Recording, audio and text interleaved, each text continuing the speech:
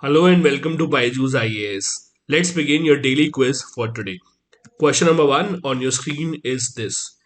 Consider the following statements with regards to the minimum support price. Number one, it was first introduced in 1965 to encourage the farmers to grow food grains in India.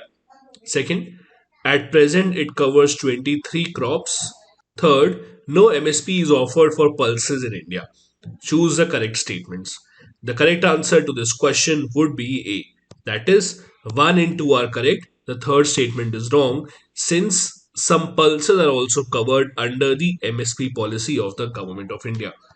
As you know, the minimum support price is a concept under which the government assures the farmers of buying their crops at a minimum assured price so that in case of market fluctuations, the farmers can depend on the government for their farm produce. As a part of the ongoing farmer protest, the farmers have been demanding a legislation for the MSP law. This Indian Express article tells us that the system started in 1965 and now covers 23 crops, which includes 7 cereals, 5 pulses, 7 oil seeds, and 4 commercial crops. Although it covers these 23, but in reality, the main procurement is done for paddy and wheat only. The MSP is announced by the government on the recommendation of CACP, that is, Commission for Agricultural Costs and Prices. Question number 2. Consider the following statements with regards to norovirus. Number 1. It is a group of viruses that leads to gastrointestinal illness. Second, the norovirus is resistant to many disinfectants and can heat up to 60 degrees Celsius. Third, the virus can also survive many common hand sanitizers. Which of these given statements is or are correct? The correct answer here is D, since all the three given statements are correct. The reason why we are discussing this question is because of this unfortunate news in the Hindu newspaper today, which tells us about 57 new norovirus cases being confirmed in Thrissur. Norovirus is a highly contagious virus and spreads through contaminated food, water, and surfaces. Since all these cases have been found in one single hostel, the authorities believe that the infection might have spread through food or drinking water, which is shared amongst all the hostelers. Question number 3 is this. Yelagiri Hills, recently seen in the news, lie in which of the following states? Tamil Nadu, Kerala, Karnataka, or Telangana? The correct answer here is A. Tamil Nadu. The reason why they are in the news is because of the authorities' decision to not allow unvaccinated visitors to the Yelagiri Hills from now onwards. Although such kind of steps have been taken in European countries, for example, France has disallowed people from visiting public places if they are not vaccinated, but in India, this is one of the first steps being taken. This is especially to encourage people to take the second dose. As you would remember, last month in October, the government released data according to which over 10 crore people did not take their second dose within the prescribed time limit. This practice of taking just one dose instead of two greatly deteriorates the impact that the vaccine would have in the human body. Yelagiri is a famous hill station dating back to the times of the British who established it for their own comfort.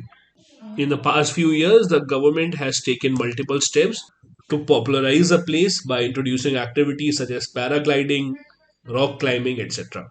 Question number 4 is this. Consider the following statements with regards to Drugs Controller General of India. Number 1.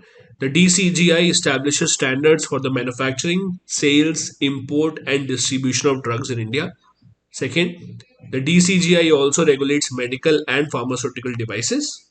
Third, the DCGI is also responsible for the training of drugs analysts deputed by state drug control laboratories and their institutions.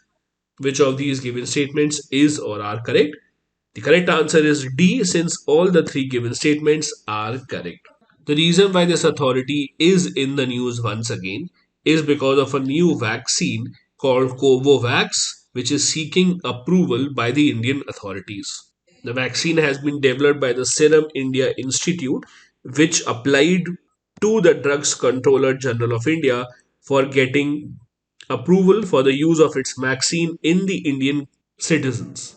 The DCGI heads the Central Drugs Standard Control Organization, which is an authority which finalizes whether or not to give approval to a vaccine to be used in India. One of the reasons why this approval has been pending is because the said vaccine has not even been approved in the country of its origin. Next, we have a previous year question from 2019. Which one of the following national parks lies completely in the temperate alpine zone? The Manas National Park, the Namdapha National Park, the Neora Valley National Park, or the Valley of Flowers National Park? The correct answer here is D, the Valley of Flowers National Park, which lies in the alpine zone. Alpine zone, as you would know, refers to an altitude somewhere between 2900 to 3500 meters.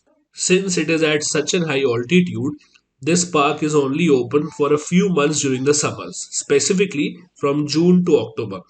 For the remaining part of the year, it is covered by heavy snow and is out of bounds for the public. Next, we have a fact of the day for you today, and today we will be discussing about the National Green Tribunal, the NGT. It came in the news because it recently levied a rupees 2 crore fine on Jindal Steel and Power Limited for altering the course of their water channel. As you know, the NGT is a specialized body set up under the NGT Act of 2010 specifically to effectively hear cases regarding environmental protection and conservation of forest and other natural resources in India. India became the first developing country to have a judicial system set up specially for environment related cases. In usual cases, the NGT has to dispose all the applications or appeals within 6 months of the filing. The NGT so far has given a lot of landmark judgments. For instance, in 2015, the NGT ordered that all diesel vehicles which are over 10 years old will not be permitted to run in Delhi NCR. Not just this, in 2017, the NGT imposed an interim ban on plastic bags of less than 50 micron thickness in Delhi, since they were causing animal deaths and were clogging sewers. This is it for today's session. Thank you so much for watching.